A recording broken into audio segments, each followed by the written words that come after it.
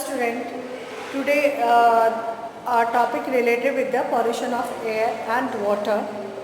In earlier topic we discussed about the different type of pollutants such as chlorofluorocarbon, which is also known as CFC, nitrogen dioxide, sulfur dioxide, which causes acid rain, carbon dioxide, lead.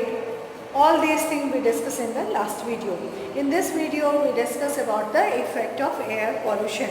First effect is the global warming. What is the global warming? Global warming is basically the increase in temperature. Increase in temperature of the earth causes melting of polar ice cap and the rise in sea levels. These changes will impact not only on human but also on plant and animals. The animal living on polar ice cap will not be able to survive in hot climate.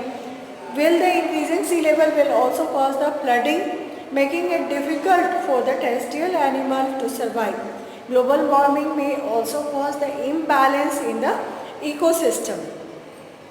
Global warming may also cause flood due to increasing water level. On the other hand, it may also cause drought-like condition because the increase in the temperature of the earth. This is the one of the major effect of the air pollution. Now the second is acid rain.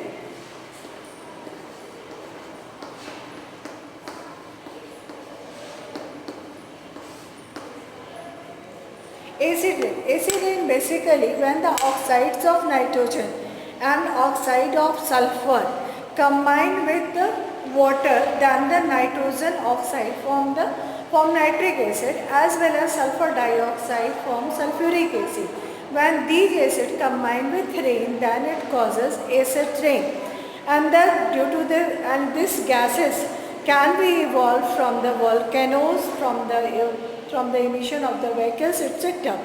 Acid rain destroy our crops, sculpture, monuments, railway tracks, etc. It may also harm our aquatic life because the acid combined with water and the aquatic life such as animal and the plant which live inside the water bodies also affected due to acid rain. Third point is ozone depletion.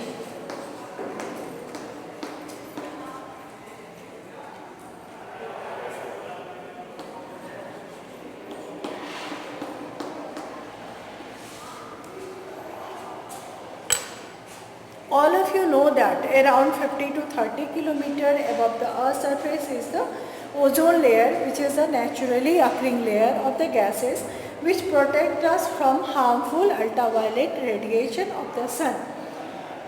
But from the air conditioner, refrigerator and the aerosol, emission of chlorofluorocarbon take place, and due to the emission of chlorofluorocarbon or CFC, there is a depletion of ozone take place.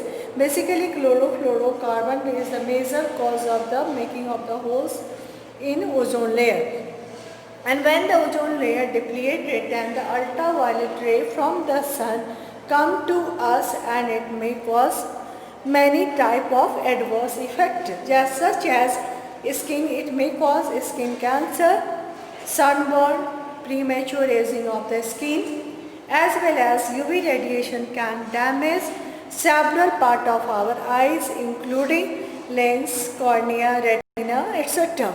Too much UV radiation can deteriorate the human immune system. Carbon dioxide is also one of the major cause of global warming. Due to the deforestation of the plant, increase in the amount of carbon dioxide take place, because carbon dioxide mainly utilized by plants. If there is no plant, then no carbon dioxide utilized by the plants. As well as the accumulation of the carbon dioxide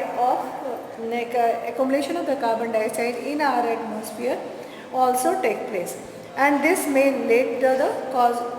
also cause of the global warming, and this is called the greenhouse effect.